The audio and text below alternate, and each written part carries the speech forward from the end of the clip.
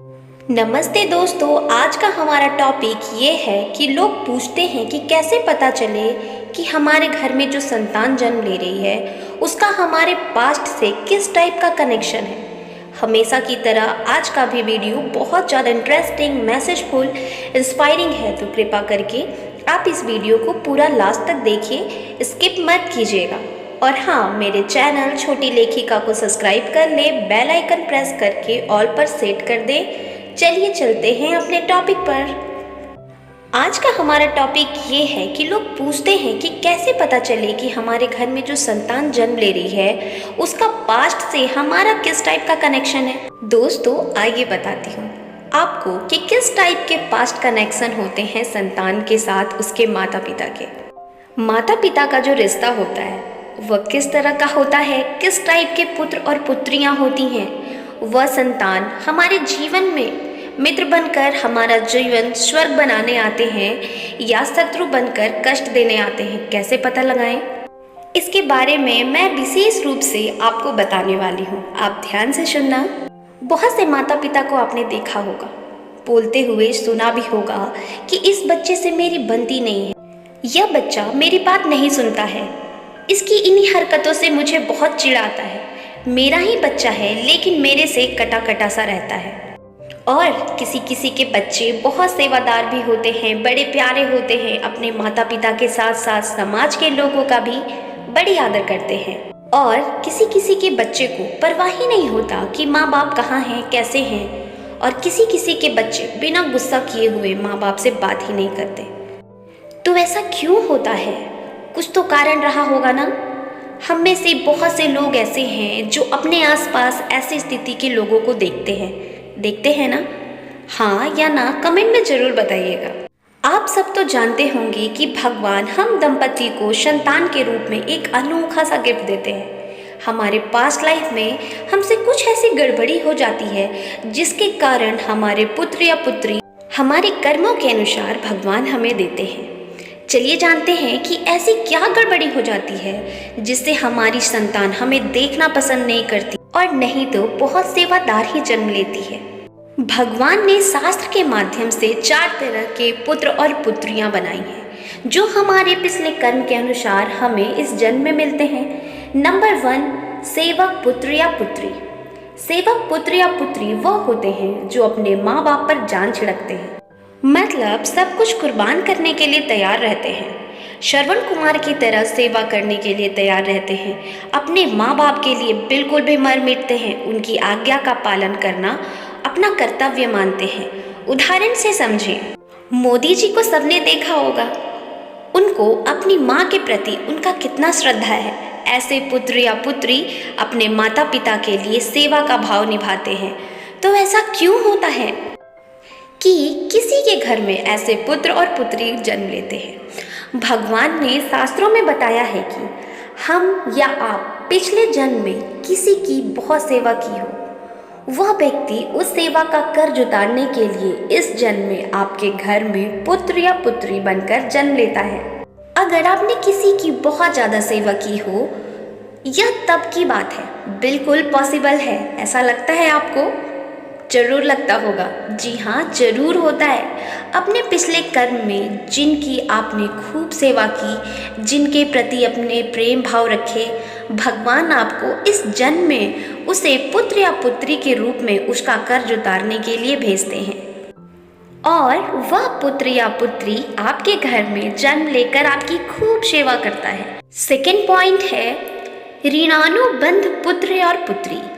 यह सेवक पुत्र के जस्ट उल्टा होते हैं। अगर आपने किसी का धन दबा के रख लिया और कर्ज लेकर जानबूझकर नहीं चुकाया या किसी कारण से चुका नहीं पाए, जिस व्यक्ति का आपने कर्ज नहीं चुकाया, तो वह अगर आपके घर में संतान के रूप में पैदा होता है तो वो आपसे बहुत खर्च करवाएगा, आपके पैसे बर्बाद करेगा और आपकी मुसीबतों का कारण बनेगा।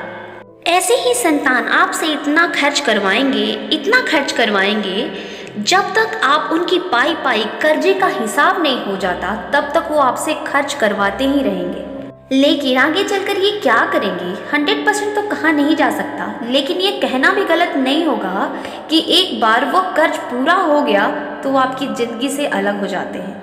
मेरे कहने का मतलब है कि जब तक आप इनका पाई पाई पूरा नहीं चुका देते, ये आपके साथ रहते हैं और पूरा होते ही ये आपसे जीवन में अलग हो जाते हैं। ये सिर्फ कर्ज चुकाने के लिए ही आते हैं। नंबर 3, शत्रु संतान। शत्रु पुत्र या पुत्री उन्हें कहा जाता है जिनका अपने माता पिता के साथ बिल्कुल नहीं बनती है। ऐसा लगता है जैसे अपनी ही संतान एक दुश्मन के रूप में जन्म ली हो। यह सब हमारे पिछले जन्म के कारण होता है। यह संतान ऐसी होती है जो बिना बदला लिए हमें मृत्यु के समान कष्ट पहुंचाती है। ऐसे लोग भी होते हैं जो पिछले जन्म में आपसे बदला नहीं ले पाते और उनके मन में आपके प्रति दुश्मनी का भाव लिए हुए उनका अंत हो जाता है। तो ऐसे संतान लोग अपना बदला लेने के लिए इस जन्म में संतान बनकर जन्म लेते हैं। एक छोटी सी कहानी के माध्यम से मैं आपको समझाती हूँ। एक पिता पुत्र थे, उन दोनों में पटती नहीं थी। पिता ने कहा कि मुझे अपने बेटे को देखना भी पसंद नहीं है, मुझे लगता है कि मैं इसे मार डालूं। बेटे ने फिर से वही बात दूसरे कमरे में ले जाकर पास्ट लाइफ देखने वाले को बताया और कहा कि पता नहीं मुझे क्यों लगता है कि यह मेरा बाप नहीं है, मेरा दुश्मन है।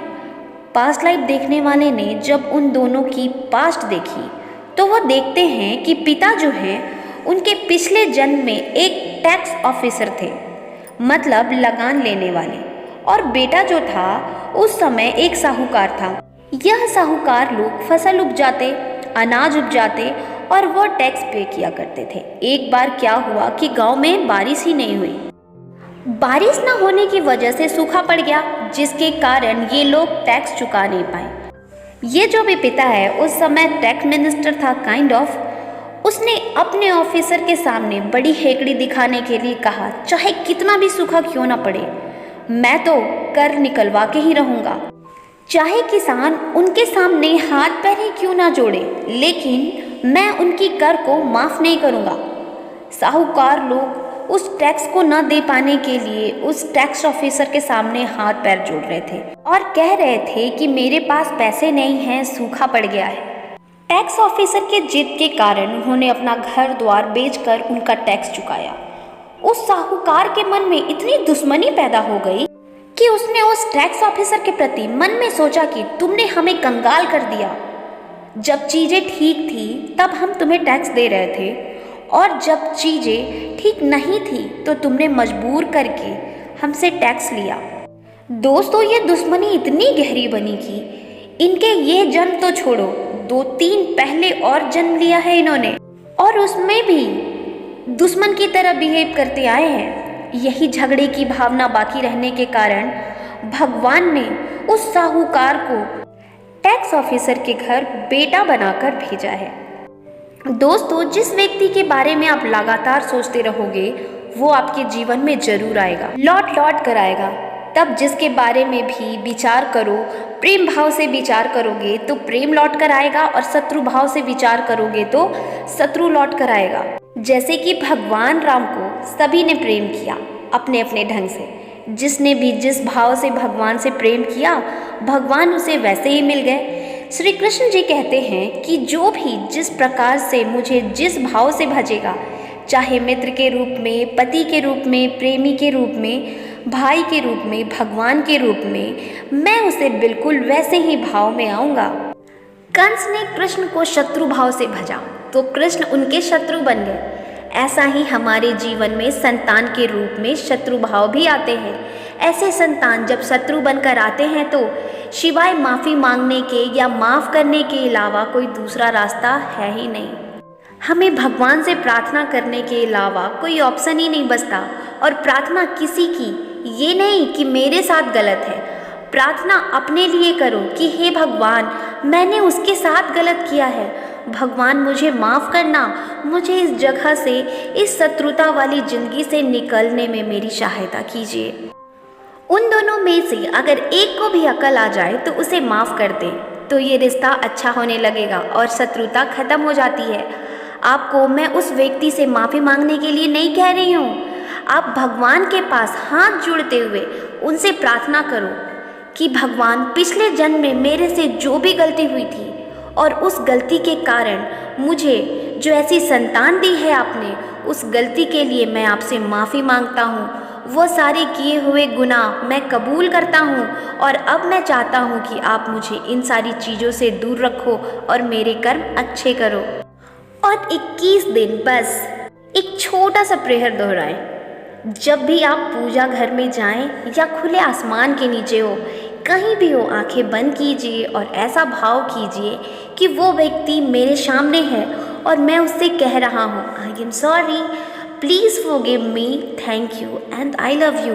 ये प्रेयर आप किसी भी दुश्मनी वाले रिश्ते में ज़रूर कहिए और ये फिर अपना कमाल दिखाना स्टार्ट कर देता है और हमारे बिगड़े हुए रिश्ते चुटकियों में ठीक होने लगते हैं। अभी का नहीं, पिछले कार्मिक को भी ये सॉल्व कर देता है। मेरे कहने पर मेरे दोस्तों आप ज़रूर करके देखना। 10 से 15 मिनट सुबह की पूजा के समय और 10 से 15 मिनट शाम की आरती के समय जब ये कर लोगे ना, तो आपके रिश्ते 100% सुधरने लगेंगे। अब चलते हैं नंबर 4 पॉइंट पे, उदासीन संतान। उदासीन संतान ऐसे होते हैं कि जिन्हें आपसे ना कोई लेना है ना कुछ देना है। मतलब ये वो ऐसे लोग होते हैं जो आपके पिछले जन्म में ये हमारे आसपास तो थे, ना तो हमने इनका कुछ अच्छा किया है ना ही इनका कुछ बुरा किया है, बस ये रहे हैं। इस टाइप की संतान को सोल फैमिली कहते हैं। सोल फैमिली का कॉन्सेप्ट होता है, सोल फैमिली वही लोग आपके आसपास में रहते तो हैं क्योंकि उन्हीं को आपने भगवान से मांगा हुआ होता है। ये सब लोग मेरे साथ में रहें और एक समय आता है जैसे ही इनका अपने जीवन का कार्मिक खत्म हो जाता है, ये आपके जीवन से अलग हो जाते हैं। चाहे वो फिजिकली शरीर छोड़ के चले जाएं या आपका साथ छोड़ के चले जाएं या आपसे दूर चले जाएं किसी शहर में। हो सकता है, हम नहीं कह सकते कि क्या होगा, लेकिन होता ज़रूर है। दोस्तों, एक बात अच्छे से याद रखिए कि रिश्ते को आप जो दोगे वही लौट कर आपके पास आएगा। जितना दोगे उतना ही आएगा।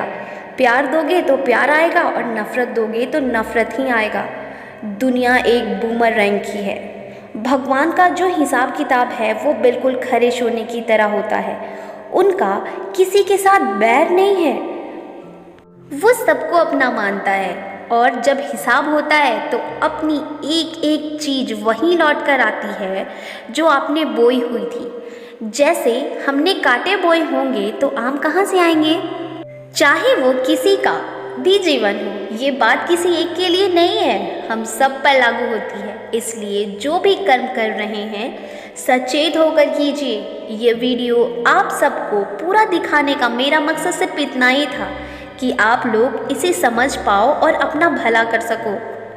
दोस्तों, अगर आपको ये जानकारी अच्छी लगी हो तो प्लीज़ मेरे चैनल छोटी लेखिका को सब्सक्राइब कर लीजिए, लाइक कर दीजिए और जानकारी कैसे लगी मुझे कमेंट में बताना बिल्कुल मत भूलिए। मुझे आप सबके कमेंट का इंतज़ार रहता है। मैं इसी टाइप की वीडियो आप सबके लिए लाते रहती हूँ और आप सब इसी तरह से ढेर सारा प्यार आशीर्वाद मुझे देते रहिए। अब मिलते हैं दूसरे वीडियो में हर रात 8 बजे। तब तक के लिए आप सबको नमस्ते।